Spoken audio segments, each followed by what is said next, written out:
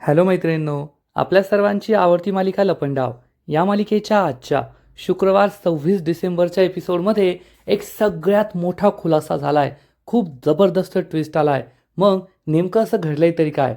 तर मैत्रिणींनो, कान्हा आणि सखी हे दोघे त्यांच्या सखी सदन चाळीच्या अंगणात बसलेले होते. तेव्हा कान्हाने पाहिलं की एक आई आपल्या मुलाच्या मांडीवर डोकं ठेवून झोपलीये आणि कान्हाने चक्क सखीला सांगितलं की आता काही दिवसांपूर्वीच माझी आईसुद्धा माझ्या मांडीवर असंच डोकं ठेवून झोपली होती. तेव्हा सखीला जबर धक्काच बसला. कारण सखीला कान्हाने सांगितलं होतं की त्याचे आईबाबा तर तो लहान असतानाच त्याच्या वाढदिवशी देवाघरी गेले आहेत.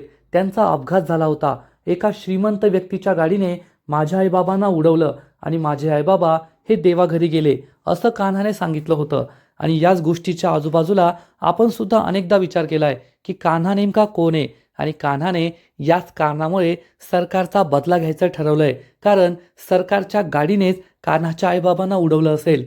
परंतु तोच कान्हा आता म्हणतोय की माझी आई काही दिवसांपूर्वीच माझ्या मांडीवर डोकं ठेवून झोपली होती. याचा अर्थ कान्हाने सखीला सांगितलेली गोष्ट खोटी आहे. कान्हाचे आईवडील अजून जिवंत आहे. मग या कान्हाचं सत्य नेमकं आहे तरी काय? कान्हाचे आईवडील कोण आहेत? हा छडीवाला माणूस नेमका कोण आहे? हे सगळं जाणून घेण्यासाठी हा व्हिडिओ शेवटपर्यंत नक्की पहा. मैत्रिणींनो, आजच्या एपिसोडच्या सुरुवातीलाच मीनाक्षी ही संपूर्ण चाळीला कबूल करते की काल तुमच्या चाळीमध्ये जे काही घडलं, लहान मुलांना विषबाधा झाली, बर्फाचा गोळा खाऊन त्यांना जो त्रास झाला तो माझ्यामुळे झाला. कारण मीच त्या गोळ्यावाल्याला इथे पाठवलं होतं. विषारी केमिकल्स त्या लहान मुलांच्या गोळ्यावर टाकायला सांगितले होते. सगळेजण मीनाक्षीकडे आश्चर्याने पाहत असतात. सगळ्यांनाच जबर धक्का बसलेला असतो. मीनाक्षी सांगते, हे सगळं मी सखीला त्रास देण्यासाठी केलंय. कारण मला सखीचा खूप राग येतो. तिच्याबद्दल माझ्या मनात सूडाची भावना होती आणि सूड घ्यायचा. सखीवर सगळेजण चिडले पाहिजेत. सखीला तुम्ही या चाळीतून हाकलून द्यायला पाहिजे म्हणून मी हे सगळं केलं. सखीच्या पायाखालची जमीनच सरकते. लहानपणापासून ज्या काकूने माझ्यावर एवढं प्रेम केलंय, तीच काकू माझ्याबद्दल असं काही करू शकते यावर सखीचा विश्वासच बसत नाही. कान्हाचा सुद्धा विश्वास बसत नाही. पण चाळीतील बायका मीनाक्षीवर खूप चिडतात आणि मीनाक्षीला शिव्याशाप देऊ लागतात. चाळीतील बायका म्हणतात की ती नालायक बाई आहेस तू. आम्हाला तुला बाई म्हणायची सुद्धा लाज वाटते. बाईपणावर कलंक आहेस तू, कलंक. तू कधीच कोणत्या बाळाची आई नाही होऊ शकत. तुला आई होण्याचं सुख कधीच नाही मिळणार. तू सडून सडून मरशील. हे सगळं ऐकून मीनाक्षीला खूप वाईट वाटतं. कारण आई न होणं हे तिच्या आयुष्यातील सगळ्यात मोठं दुःख आहे. आणि त्यातच या चाळीतील बायका तिच्या जखमेवर मीठ चोळतात. तू कधीच आई बनू शकत नाही. तुला आई होण्याचं सुख मिळू शकत नाही. तुला कधीच बाळाचं सुख मिळणार नाही अशा शिवाशाप या बायका देत असतात. त्यामुळे मीनाक्षी ढसाढसा रडत असते. सगळ्यांनाच वाईट वाटतं. परंतु मीनाक्षी ही आता गप्प बसलेली असते. तिने सगळा आरोप स्वतःच्या डोक्यावर घेतलेला असता. तेवढ्यात कान्हाला आठवतं की काल रात्री जेव्हा मुलांना त्रास होत होता तेव्हा सरकारनेच त्याला कॉल करून सांगितलं होतं की बर्फाच्या गोळ्यावाल्याला तू बोलवलं, परंतु त्यात विष टाकायला मी सांगितलं. म्हणजे हा सगळा सरकारचा प्लॅन होता. परंतु मीनाक्षी काकू स्वतःच्या डोक्यावर हा आरोप का घेतीये, का खोटं बोलतीये, हाच प्रश्न कान्हाला पडतो. सखी खूप दुःखी झालेली असते. ती मीनाक्षीजवळ येते आणि मीनाक्षीला जाब विचारते, तूच माझी मीनाक्षी काकू आहेस का? जी मीनाक्षी काकू दरवर्षी जन्माष्टमीला कृष्णाचा पाळणा सजवते. तूच माझी ती मीनाक्षी काकू आहेस का जी रामजन्माला भगवान रामचंद्रांचा पाळणा सजवते? तूच माझी ती मीनाक्षी काकू आहेस का जी अनाथ आश्रमाला दान देते, स्वतःचा वाढदिवस अनाथ आश्रमातील लहान मुलांबरोबर साजरा करते? तूच माझी ती मीनाक्षी काकू आहेस का जिने लहानपणापासून मला माझ्या आईपेक्षा जास्त प्रेम दिलंय? आणि तीच माझी मीनाक्षी काकू माझ्याबद्दल असं काही करू शकते? तुझ्या मनात माझ्याबद्दल राग आहे म्हणून तू या निरागस मुलांचा जीव घेण्याचा प्रयत्न केला, त्यांना विष दिलं. तू असं कसं करू शकतेस? मला तुला माझी काकू म्हणायची सुद्धा लाज वाटतेय मीनाक्षी, असं म्हणून सखी ही मीनाक्षीवर ओरडते. त्यामुळे मीनाक्षीला आणखीनच वाईट वाटतं आणि ती ढसाढसा रडू लागते. कारण तिने हे काहीच केलेलं नसतं. मीनाक्षी वाईट आहे. तिने आजपर्यंत सखीला खूप वेळेस त्रास देण्याचा प्रयत्न केलाय. परंतु लहान मुलांबद्दल तिच्या मनात खूप माया आहे, खूप प्रेम आहे. आणि सरकारने या लहान मुलांबद्दलच ती इतकी वाईट वागलीये असा आरोप तिला स्वतःच्या डोक्यावर घ्यायला लागला. आणि आता चाळीतील सगळेजण, सखी सगळे मीनाक्षीला गुन्हेगार ठरवताय, तिला शिव्या शाप देताय. म्हणून मीनाक्षी खूप दुःखी होते आणि रडू लागते. आणि पहिल्यांदाच आपल्याला मीनाक्षीची कीव येईल की मीनाक्षीची काही चूक नसताना तिला हे सगळं सहन करावं लागतंय. तर चाळीतील बायका या पुन्हा मीनाक्षीवर चिडतात आणि म्हणतात, हिला तर पोलिसांच्या हवाली केलं पाहिजे. एक नंबरची कायदासीन ही कायदासीन पूतना कुठली.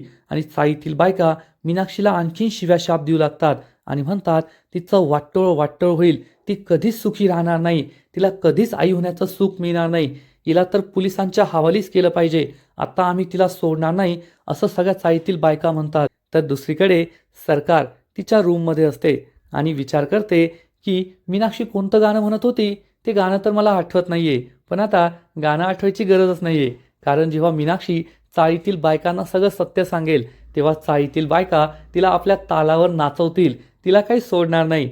मीनाक्षीची आज चांगलीच मजा येईल हा विचार करून सरकार खूप खुश होते आणि हसू लागते. चाळीतील स्कोर काय झाला असेल, किती मुलं मेली असतील, हाच विचार ती करत असते. आणि चाळीतील बायका मीनाक्षीची काय अवस्था करत असतील ते मला कोण सांगेल हा विचार ती करते. तेवढ्यात चाळीतील एक माणूस तिला कॉल करतो आणि सांगतो, सरकार, चाळीतील एकही मुलगा दगावला नाहीये, सगळी मुलं सुखरूप आहेत. हे ऐकून सरकारला जबर धक्काच बसतो. सरकार विचारते, असं कसं झालं? मी जे विष त्या मुलांना द्यायला सांगितलं होतं ते तर खूप डेंजरस होतं, एकही मुलगा जगायला नव्हता पाहिजे, मग सगळी मुलं कशी वाचली? तर हा माणूस सांगतो, कारण काल रात्री एक माणूस 3 डॉक्टरांची टीम घेऊन येथे आला होता, त्या मुलीला मिठी मारते. तेवढ्यात चाळीतील इतर लहान मुलं सुद्धा तेथे येतात आणि सखीला मिठी मारतात. त्यामुळे सर्वांनाच बरं वाटतं की खरंच चाळीतील लहान मुलं सुद्धा सखीला किती जीव लावताय, त्यांचं सखीवर किती प्रेम आहे. पण सखीला मात्र खूप वाईट वाटलेलं असतं, याज ही लहान मुलं माझ्यावर इतकं प्रेम करताय, पण माझ्यामुळेच या लहान मुलांच्या जीवावर बेतलं, या मुलांचा जीव धोक्यात होता आणि हे सगळं माझ्या मीनाक्षी काकूने केलंय, ते सुद्धा माझ्यावरचा राग काढण्यासाठी. म्हणून सखीला वाईट वाटतं आणि ती रडत असते. राग येत नाहीये, तुमची कीव वाटतीये, तुमची काही चूक नसताना तुम्हाला एवढं सहन करावं लागलं, एवढ्या शिव्या शाप सहन कराव्या लागल्या. पण आता तुम्ही येथे थांबू नका, तुम्ही निघून जा, कारण या चाळीतील बायकांनी जर तुम्हाला पुन्हा येथे पाहिलं तर त्या तुम्हाला सोडणार नाही. त्यामुळे यानंतर पुन्हा कधीच तुम्ही सखी सदन चाळीत यायचं नाही, जा आता इथून, असं म्हणून तो काकूला जायला सांगतो. काकू गाडीत बसते आणि तेथून निघून जाते. कान्हा खूप चिडलेला असतो आणि तो म्हणतो, सरकार, तुम्ही हे जे काही केलंय ना ते मला आवडलेलं नाहीये. आपल्या दोघांमधील भांडण, राजकारण वेगळं आणि लहान मुलांच्या जीवाशी खेळणं वेगळं. तुम्ही तर या निरागस मुलांचा जीव घ्यायला निघाला होता. आता आपल्या दोघांमधील लढाई ही आणखीन तिखट होणार आहे आणि तुम्हाला तुमच्या प्रत्येक पापाचा हिशेब द्यावा लागणार आहे. तुम्ही आजपर्यंत जे जे काही केलंय त्या सगळ्यांचा हिशेब तुम्हाला द्यावा लागेल, असा ठाम निर्धार कान्हा करतो. म्हणजे आता कान्हाने ठरवलंय की सरकारला तिच्या पापांची शिक्षा द्यायची. तिने लहान मुलांचा जीव घेण्याचा प्रयत्न केलाय, त्याची शिक्षा तिला मिळायलाच पाहिजे. चाळीतील बायका चाळीमध्ये परत येतात आणि चक्क सखीसमोर हात जोडून तिची माफी मागतात की आम्हाला माफ कर, आम्ही तुला काही बाही बोललो आणि तुला चाळीतून बाहेर काढायला निघालो होतो, पण यामध्ये तुझी काहीच चूक नव्हती. तेव्हा दाभळे मावशी या बायकांना म्हणते, मी तुम्हाला आधीच सांगत होते, सखी तिच्या आईसारखी नाहीये, ती तुमच्या मुलांचा जीव घेण्याचा स्वप्नात सुद्धा विचार करू शकत नाही, पण तुम्हाला माणसांची पारख नाहीये ना, म्हणून तुम्ही तिला वाटेल ते बोलला, आता तिची माफी मागा. चाळीतील सगळ्या बायका सखीसमोर हात जोडतात आणि तिची माफी मागतात, तिला सॉरी म्हणतात. तेव्हा सखी या सगळ्या बायकांना थांबवते आणि म्हणते, तुम्ही माझी माफी मागू नका, उलट मी तुमची माफी मागते, कारण तुमच्या मुलांबरोबर जे काही घडलंय, काल त्यांच्या जीवावर बेतलं, ते सगळं माझ्या कुटुंबातील व्यक्तीमुळे. मीनाक्षी काकूने माझ्यासुद्धा वाईट वाटतं. आणि एक चाळीतील बाई सखीला जवळ घेते, तिला शांत करते की रडू नकोस, यात तुझी काहीच चूक नाहीये. त्यामुळे सगळेच खूप इमोशनल झालेले असतात. चाळीमध्ये पुन्हा एकदा आनंद आलेला असतो आणि सगळ्यांनी सखीला माफ केलेलं असतं. म्हणजे सखी आता ही सखी सदन चाळीतच राहतो. त्याला आठवतं की सरकार ही कॉन्टॅक्ट लेन्सेस वापरते, तिचे डोळे हे ब्राऊन रंगाचे आहेत आणि ते निळ्या रंगाचे ती करते, हे सगळं त्याला आठवतं. पण हे मी सखीला सांगू का? पण सखीला सांगितलं तर सखीला दाखवायला माझ्याकडे पुरावा नाहीये. या सरकारविरुद्ध मला लवकरात लवकर पुरावे गोळा करावे लागतील, हाच विचार तो करतो. तेवढ्यात तेथे उर्मिला त्याच्यासाठी चकना घेऊन येते आणि म्हणते, हा चकना घे. झाली का तुझी सुरुवात? तू तर दारू सोडली होती ना, पुन्हा दारू प्यायला सुरुवात केली का? सरकारने तुला दणका दिला असं वाटतंय. आणि मी तुला आधीच सांगितलं होतं की सरकारच्या नादाला लागू नको. ती असा विषारी साप आहे ना, तुला कधी गिळून टाकेल, तुला समजायचं पण नाही. पण तुला माझं ऐकायचं नसतं. त्यामुळे गपचूप चकना खा, दारू पी आणि तुझं तुझं काम कर. सरकारच्या नादाला लागू नकोस. असं म्हणून उर्मिला त्याला खूप बडबड करते. तेव्हा गौतम तिच्याकडे रागारागाने पाहतो आणि मनात विचार करतो, ही सरकारची फॅन आहे, मिंधी आहे, तिची गुलाम आहे, ही तिला घाबरते, काहीच कळत नाही. कधी कधी सरकारचं एवढं कौतुक करते तर कधी सरकारला विषारी साप म्हणतीये. या उर्मिलाचं काही खरं नाही असा विचार तो करतो. उर्मिलाची बडबड सुरू असते, पण गौतमच्या मनात मात्र हाच विचार सुरू असतो की मला सरकारचं सत्य लवकरात लवकर सगळ्यांसमोर आणायचंय आणि सरकारचं रहस्य नेमकं काय आहे ते शोधून काढायचंय. तर इकडे चाळीमध्ये सगळेजण मस्त गुटगुट्या भात आणि वरण खात असतात. दाभडे मावशींनी सगळ्यांसाठी गुटगुट्या भात बनवलेला असतो. सगळ्यांना हा भात खूप आवडतो. दाभडे मावशी लहान मुलीला हा भात खाऊ घालत असते. तेव्हा ही लहान मुली सखीला विचारते, सखी दिदी, या गुटगुट्या भाताला इंग्लिशमध्ये काय म्हणतात? सखी काही सांगणार इतक्यात कान्हा मध्येच बोलतो आणि म्हणतो, बाळा, या गुटगुट्या भाताला इंग्लिशमध्ये काही जरी म्हटलं तरी सुद्धा गुटगुट्या भात असं मराठीमध्ये बोलण्यात जी मजा आहे ना, ती इंग्लिशमध्ये कधी येणार? इंग्लिशमध्ये अशी मजा कधीच येऊ शकत नाही. त्याला इंग्लिशमध्ये सॉफ्ट ओव्हर कुक्ड राईस असं म्हणतात. तर कान्हा म्हणतं, यात काय मजा आली? यात तशी मजा नाहीये. आता मी तुम्हाला काही प्रश्न विचारतो. मराठी भाषेत जी मजा आहे ना, ती इंग्लिश भाषेमध्ये नाहीये. आणि मराठी भाषेत जो फील येतो ना, तसेच शब्द मला सांगायचे. असं म्हणून कान्हा सखीला विचारतो, तुम्ही मला सांगा की इंग्लिशमध्ये उष्ट याला काय म्हणतात? खरकट याला काय म्हणतात? यळकोट यळकोट याला काय म्हणतात? मिसळची तर्री याला काय म्हणतात? सखीला मोठा धक्काच बसतो की आता या प्रश्नांचं उत्तर काय द्यायचं? इंग्लिशमध्ये काय शब्द आहे याचं उत्तरच तिला देता येत नाही. तिची बोलतीच बंद होते. कान्हा विचारतो, बोला ना, सांगा ना, तुमची इंग्लिश भाषा खूप ग्रेट आहे ना, मग आहे का आमच्या मराठी भाषेसारखे शब्द त्यामध्ये? सगळेजण सखीवर हसू लागतात की सखीला या प्रश्नांचं उत्तरच माहीत नाहीये. सखीची बोलतीच बंद होते.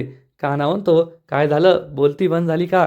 आहे का उत्तर? सांगा सांगा. उष्ट, खरकट, मिसळची तर्री, येळकोट. मोठं नुकसान होतंय. आपण इतकं मोठं कामत एम्पायर चालवतो, आपल्याला सुद्धा आपली इमेज जपायला हवी ना. आणि कामत एम्पायरमध्ये आपल्या कामगारांचे पगार होत नाहीये असं कोणाला बाहेर समजलं तर आपली किती बदनामी होईल. आणि तुम्हीच मला सांगा परशुराम भाऊजी, यात माझी काय चूक आहे? परशुरामला समजतं की सरकार आपली टर उडवते, त्यामुळे तो गप्प बसतो. पण सरकारचं हे नाटक सुरूच असतं. सरकार त्याला विचारते, परशुराम भाऊजी, आता तुम्हीच सांगा, जे काही घडलं त्यात माझी काय चूक आहे? तुमच्या बायकोचीच चूक आहे ना, मीनाक्षी वहिनीचीच चूक आहे ना. त्यांनी असं नव्हतं करायला पाहिजे. जर त्यांनी माझं काम ऐकलं असतं तर मी तरी त्यांना का शिक्षा दिली असती? मी तरी असं का वागले असते? त्याच वेळेस गौतम तेथे चक्क दारूचा ग्लास आणि त्याचा चकना घेऊन तेथे येतो. आणि हे पाहून सरकार त्याच्यावर हसू लागते आणि म्हणते, बॅक टू स्क्वेअर वन. म्हणजे कालपर्यंत मी दारू सोडलीये असं म्हणणारा गौतम पुन्हा एकदा दारू प्यायला लागलाय असं सरकारला सुचवायचं असतं. आणि ती म्हणते, पी पी, मजा कर माझ्या जीवावर. आणि ती पुन्हा एकदा परशुरामला म्हणते, परशुराम भाऊजी, अजून कोठे सहाय्य करायचं आहे? आपण सांगतो कोठे सहाय्य करायचे आहे ते.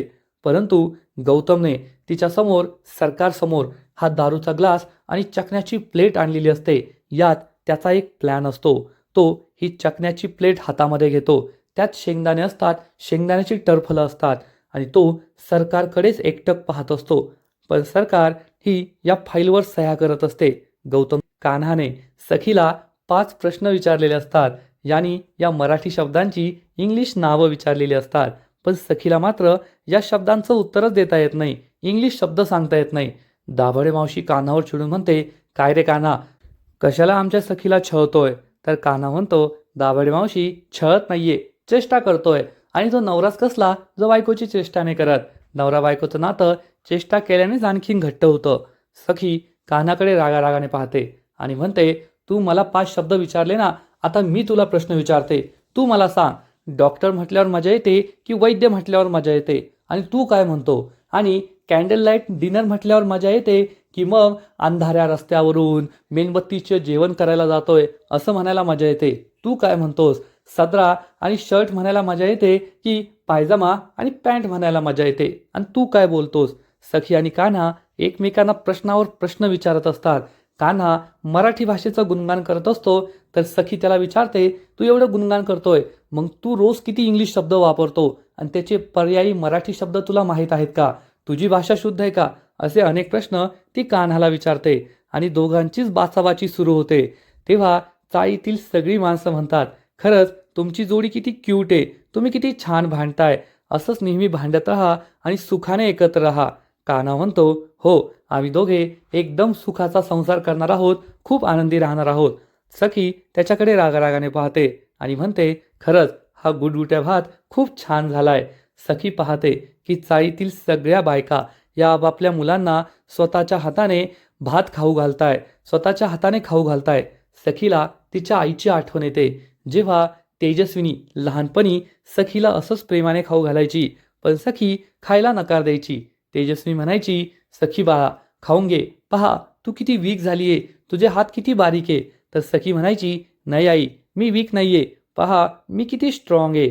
आणि तिला आईचं प्रेम आठवतं की लहानपणी तेजस्विनी तिच्यावर किती प्रेम करायची, आणि आता सरकारचं तिच्यावर काहीच प्रेम नाहीये, ती पूर्णपणे बदलली आहे. त्यामुळे सखीच्या डोळ्यात पाणी येतं, तिला आपल्या आईची खूप आठवण येते.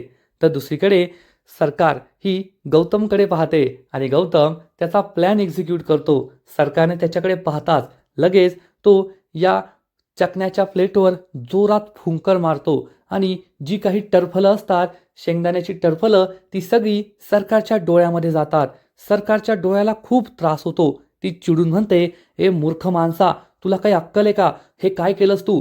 सगळी घाण माझ्या डोळ्यात गेली ना, किती त्रास होतोय. आणि सरकार तिचा डोळा चोळू लागते. गौतम खूप खुश होतो, तर परशुरामला मोठा धक्काच बसतो की गौतमने असं का केलं. पण डोळा चोळल्यामुळे सरकारच्या डोळ्यामध्ये जी कॉन्टॅक्ट लेन्स असते ती खाली पडते आणि सरकारला हे समजतच नाही.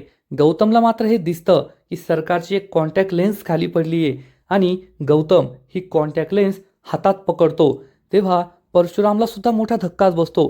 परशुराम सरकारला विचारतो, सरकार तुम्ही कॉन्टॅक्ट लेन्स वापरतात का? सरकारला समजतं की माझी एक कॉन्टॅक्ट लेन्स खाली पडली आहे, म्हणजे आता माझा एक डोळा हा ब्राऊन कलरचा आणि एक निळ्या कलरचा दिसतोय. आणि हे गौतम आणि परशुरामला समजायला नको. जर त्यांना हे समजलं तर माझं सत्य त्यांच्या समोर येईल, हे सरकारला कळतं आणि सरकार खूप घाबरते आणि स्वतःच्या डोळ्यावर आपला एक हात ठेवते आणि गौतमकडे रागारागाने पाहू लागते. पण गौतम हा प्रश्नवाचक नजरेने तिच्याकडे पाहत असतो की आता बोल, तू कॉन्टॅक्ट लेन्सेस का वापरतेस आणि तुझं सत्य मी लवकरच सगळ्यांसमोर आणणार आहे. पुढील एपिसोडमध्ये आपण पाहू की सरकार ही गौतमवर खूप चिडलेली असेल आणि विचार करेल, हा गौतम माझ्या विरुद्ध प्लॅन बनवतोय आणि जोपर्यंत ही संपूर्ण प्रॉपर्टी माझ्या नावावर होत नाही तोपर्यंत माझं सत्य कोणालाही कळायला नको की मी नेमकी कोण आहे आणि माझं सत्य काय आहे. आणि याच रागातून सरकार चक्क गौतमच्या सणसणीत थोबाडीत मारणार आणि गौतमला जमिनीवर लोळवणार.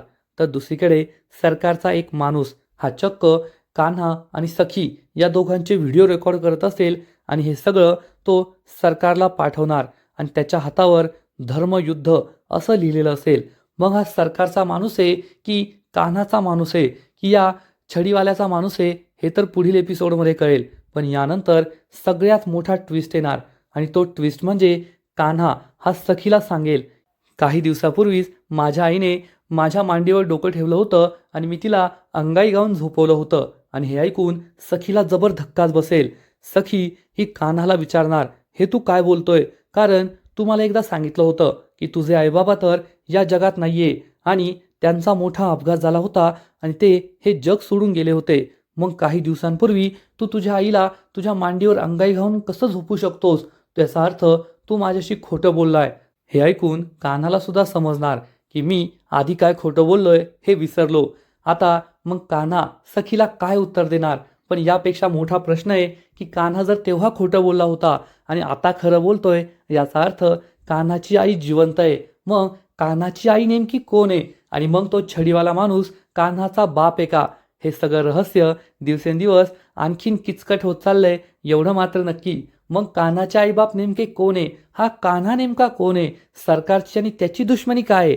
हे सगळं तर येणाऱ्या एपिसोडमध्ये कळणारच आहे. परंतु तोपर्यंत लपंडाव या मालिकेचे असेच नवीन नवीन अपडेट्स सर्वात आधी जाणून घेण्यासाठी व्हिडिओला लाईक करा, शेअर करा, चॅनलला सबस्क्राईब करून बेल आयकॉनवर क्लिक करा. म्हणजे या मालिकेचे नवीन नवीन अपडेट, नवीन नवीन एपिसोड तुम्हाला सर्वात आधी पाहायला मिळतील. खूप खूप खूप धन्यवाद.